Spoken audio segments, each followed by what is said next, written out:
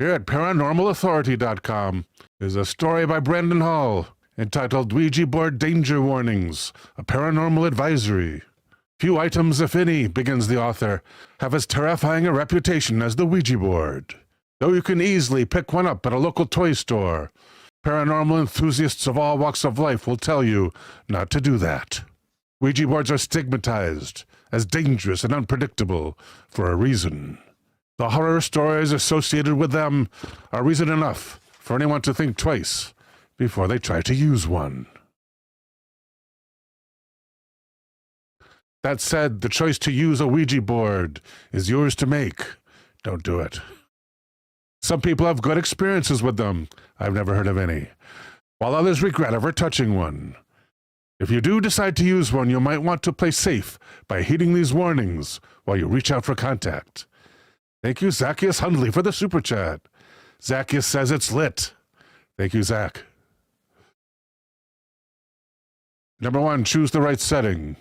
Much like with any other paranormal ritual, your setting matters.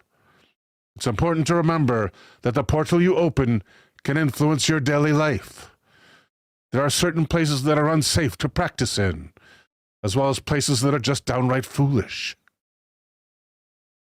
Avoid practicing inside your home.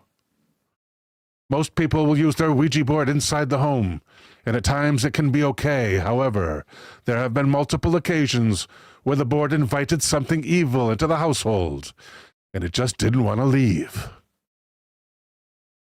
A negative entity in your home can affect your daily life in terrible ways, even going so far as to cause sickness and loss. That's why it's best to avoid using it where you live.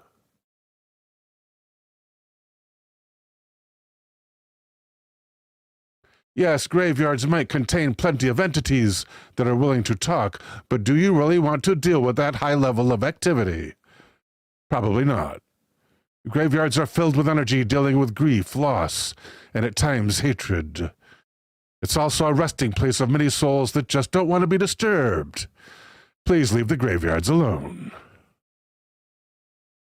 And woe is the fool who tries to use a Ouija board in an abandoned hospital or a place of murder. The sheer amount of negative energy involved in these places will often overpower the Ouija users and spiral out of control when given a way to communicate. The most important thing to remember when you're using a Ouija board is that you can never really trust what the entity you find says.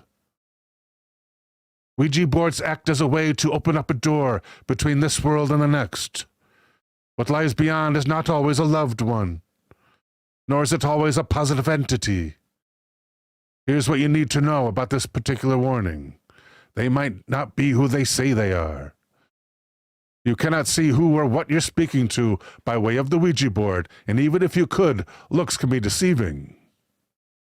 Entities, just like people, have the ability to lie about who they are and what their intentions may be. Particularly evil entities will often use the desires of grieving families to hear from those who died as a way to manipulate them. There have been countless cases of people who thought they reached out to loved ones who passed, only to find out they had something far more sinister show up instead. In mild cases, this led to hauntings and nightmares, but in the worst, trusting the Ouija spirits led to possession and paranormal activity powerful enough to force people out of their homes. Ouija board entities can be demonic. This is common knowledge, but it still deserves to be mentioned. Ouija boards don't just contact the dead, they can contact other entities as well. Some of these entities are not human, nor were they ever human to begin with. The possibility of summoning a demon using the Ouija is very real and should be something to watch out for. It's worth pointing out that this is the primary reason why people suggest using a Ouija board in a salt circle.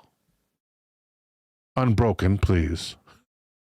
And performing a cleanse with white sage after using the board. Keeping sage burning during your Ouija time can prevent demonic activity from even starting, but it's not foolproof. You have those certain demons that love the sage. Beware of asking the wrong things. A lot of the worst outcomes involving the Ouija session start because people say or do something stupid during a session. You can prevent this by watching your mouth and avoiding certain questions, remarks, and attitudes such as, don't ask them to prove they're there. You might not like the proof. Generally speaking, it's an iffy concept to ask a spirit to prove they're there in the first place.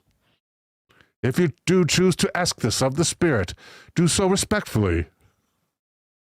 Don't jeer at it or imply that it is weak if it does not manifest. Don't be disrespectful. Imagine if someone called you over to their home, begged you to visit, and then treated you like dirt. You would get upset or even angry, would you not? Of course you would. The same can be said for sentient spirits. If you're rude, or start mocking them, or even worse, if you berate them, you won't have a good time. And never try to summon a demon. For reasons many of us cannot understand, a lot of Ouija newbies seem to want to interact with demons. Inviting a demon into your household is a terrible, terrible idea. It will not end well. Don't even think about it.